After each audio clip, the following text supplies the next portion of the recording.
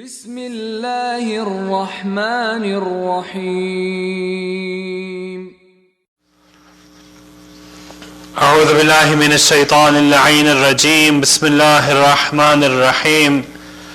الحمد لله رب العالمين. الصلاة والسلام على أشرف الأنبياء والمرسلين سيدنا ونبينا ومولانا أبي القاسم المصطفى محمد.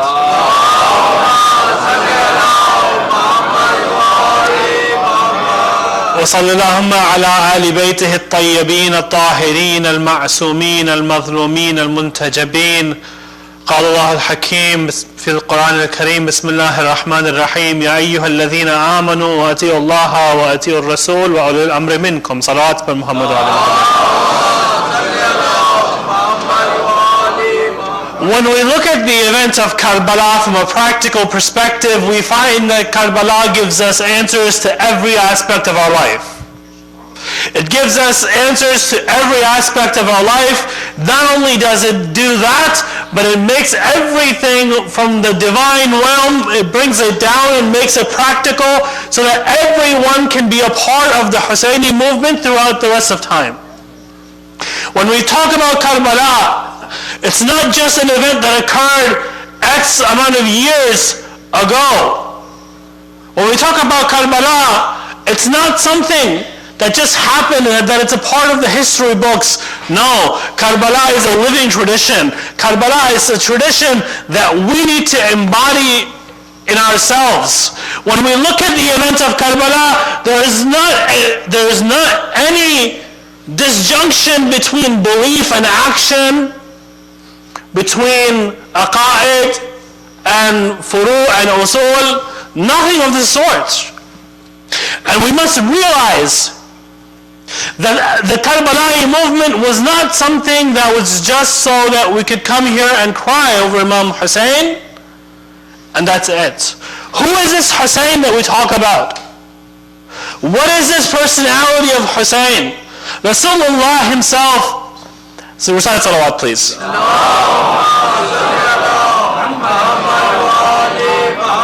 Rasulullah himself says about Imam al-Hussein that إِنَّ الْحُسَيْنَ مِصْبَاحُ الْهُدَى وَالسَّفِينَةُ النَّجَاةِ. He said Hussein is the lantern of guidance. He did not say Hussein is the light of guidance. The reason he didn't say Hussein is the light of guidance because the light itself is a product of a source. Rasulullah wanted to tell us that Hussein is the source of guidance himself. And he is the ark of salvation. Somebody came to one of our imams and he asked him, "Ya Imam, aren't you all arks of salvation?" He said, "Yes, we are all arks of salvation. We are all arks of salvation. But Hussein's ark is the fastest one. It's the one that gets you to your destination in the fastest amount of time." Therefore, when we look at Karbala, we see that Karbala itself is the most practical, pragmatic, and fastest way of knowing Allah subhanahu wa ta'ala. It is the most practical way of knowing Allah subhanahu wa ta'ala. I had the blessing of about 2 years ago, I went to Ziyarah. And it was led by a group from England. The group itself was based off of England by a Maulana by the name of Maulana Safee Haider. Everybody knows him. You go to Karbala, he has his Husayniyah, and he does a lot of work for the pilgrims in Karbala. We went, Ayatollah Bashir Najafi, we asked him a question. We had a chance to meet him. We sat down with him during the night time, and one of the questions that the students asked, and this was a student group, meaning it wasn't for adults, it wasn't just for the purpose of ziyarah, it was for the purpose of giving students the unique experience of having the basic courses on aqaid within the hawza by the talaba itself, by the talaba themselves. Asked Ayatollah Bashir Najafi, "What is Irfan? Irfan kya cheez hai?" His response was, all of Irfan, recite salawat please.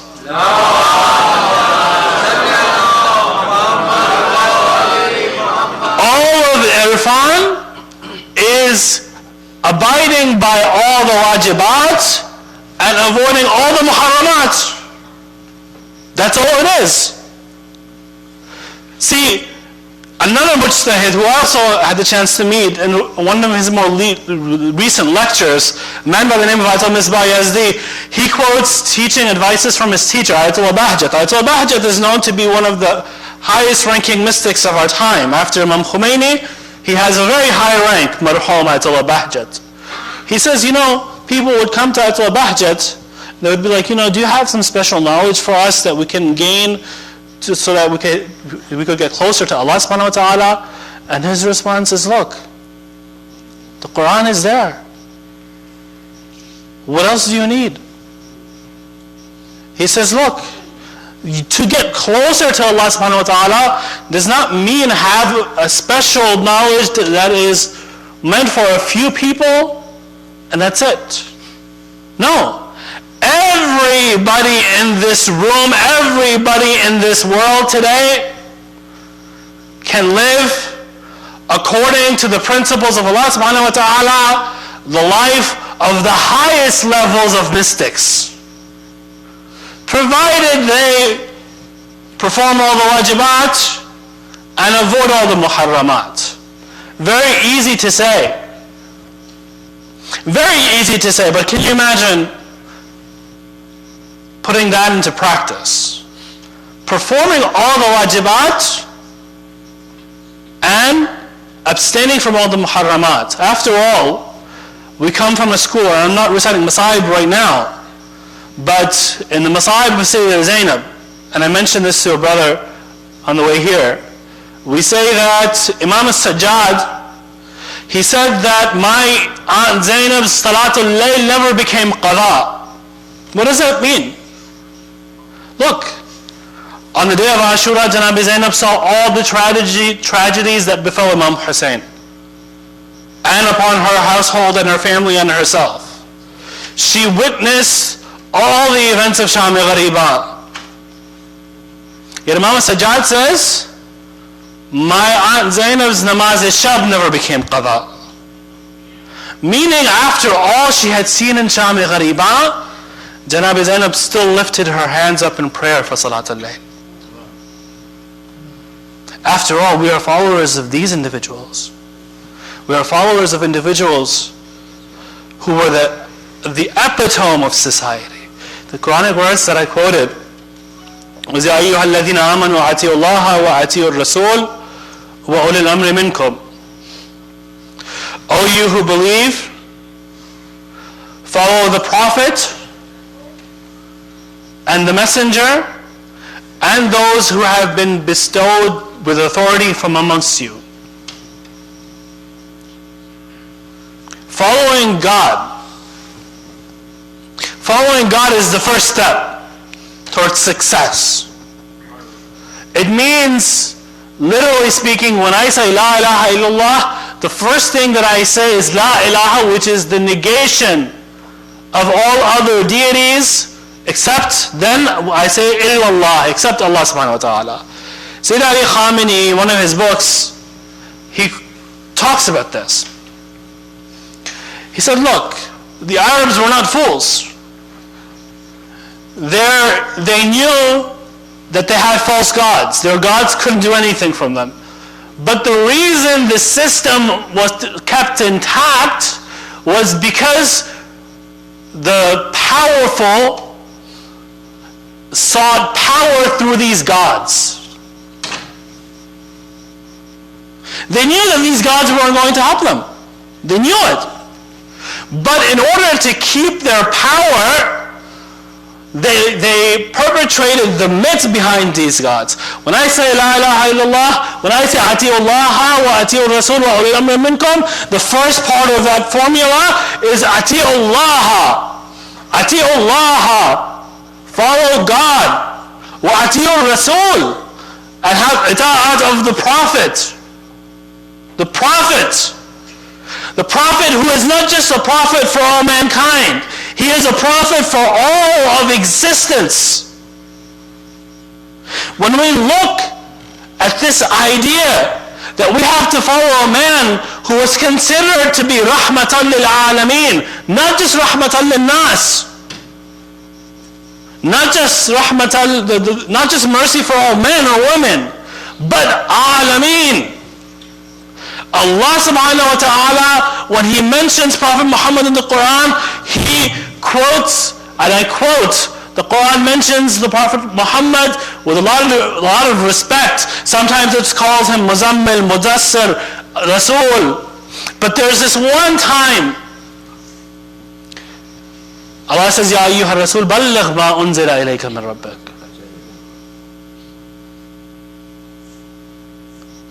Ma unzila ilayka min rabbik. And Rasulullah delivers this message. Wa ulil amri minkum. Wa ulil amri minkum. Wa ulil amri minkum.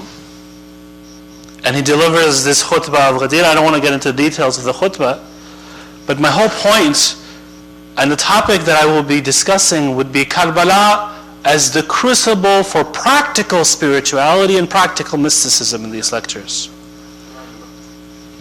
It's not just something that we just recount for the sake of recounting.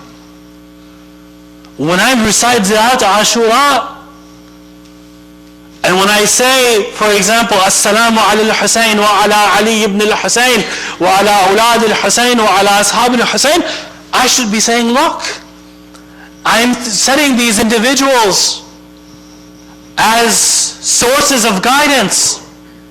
Where am I in relationship to this? View Karbala not just as a historical event, but view Karbala as a spectrum. On the one side you have Yazid's forces, on the other side you have Imam Husayn's forces. Which side are you on?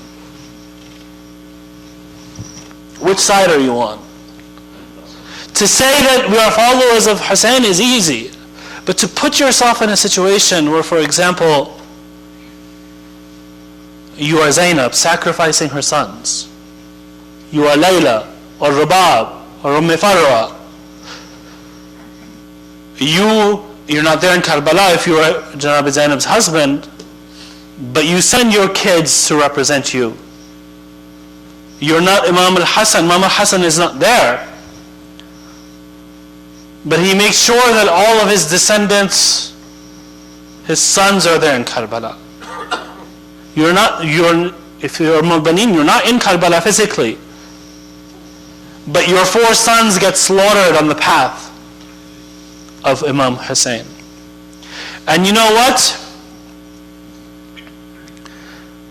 Mysticism itself, when you talk to ulama, our respected Maulana is here, he can answer any questions we have on this matter. But when we talk about mysticism itself, they say there are 2 fields of mysticism, Amali and Nazari.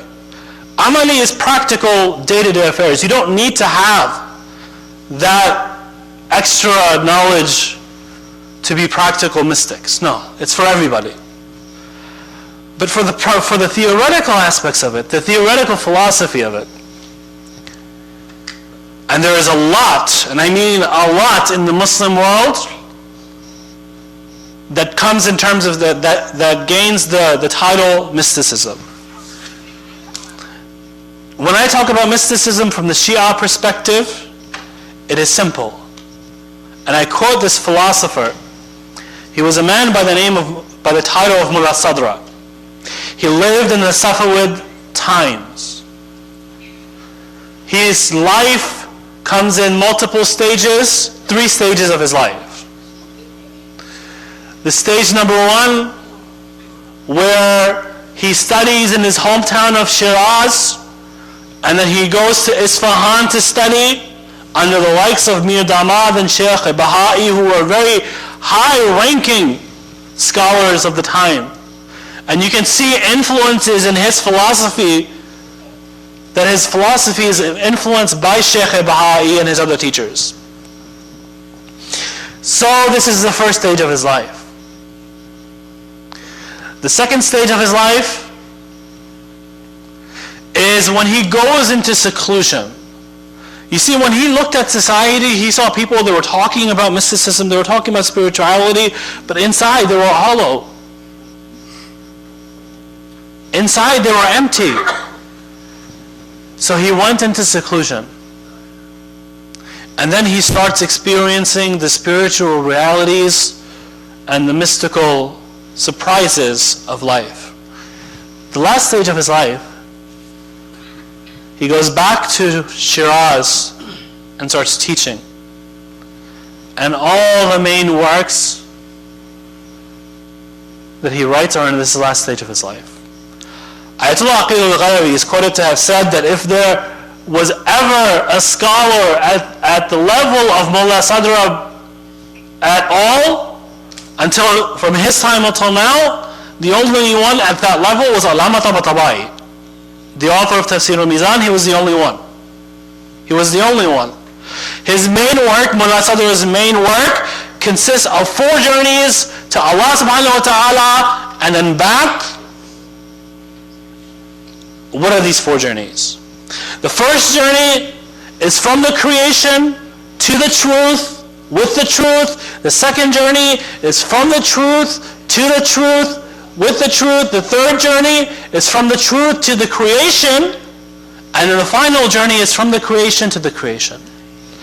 When we talk about this, simply put, very simply put, all this means is that I experience Allah subhanahu wa ta'ala as the reality, and I make my hijrah to Allah subhanahu wa ta'ala. From the creation to the truth. Creation is us, is this world. To the truth is Allah subhanahu wa ta'ala. And then you go through the truth to the point where you become the truth. You become the command of your own amr is in your command. And then you come back and you preach to the world what you have seen through these realities. It's the prophets who are at the height of this mystical level. It was the imams that were at the height of this mystical level. When we talk about Abu Abdullah al-Hussein, this is the first majlis, so I will recite Imam Hussein's leaving Medina and maybe a little bit for Hazrat Ali Asghar. In the night time, Imam al-Hussein receives news that before this happened, Imam Hussein was in Masjid al-Nabawi and someone went and delivered some news, and the person sitting next to him said, "What do you think has happened?" Imam Hussein's political insight was such that he said, "It looks like Muawiyah has died and his son Yazid has been declared Khalifa." He receives news that he was called to the governor's palace. So Imam Hussein says, the person next to him says, "What are you going to do?" He says, "I'm going to go. I'm going to face them. I'm going to express the truth." That's what Imam Hussein says in summary. Imam Hussein goes, and what happens? The command was, you kill Hussein now or have his bay'ah. Imam Hussein refuses bay'ah. He says that a man like me, someone like myself, can never do bay'ah of a person like Yazid. Never. Impossible. Completely out of the question. Imam Hussein, that night, he spends it by the grave of Rasulullah. He cries. He says that he cries so much that he passes out, or he experiences a stage that resembles being passed out. And then, on that day, the 27th of Rajab, Imam Hussein makes plans to leave for Karbala.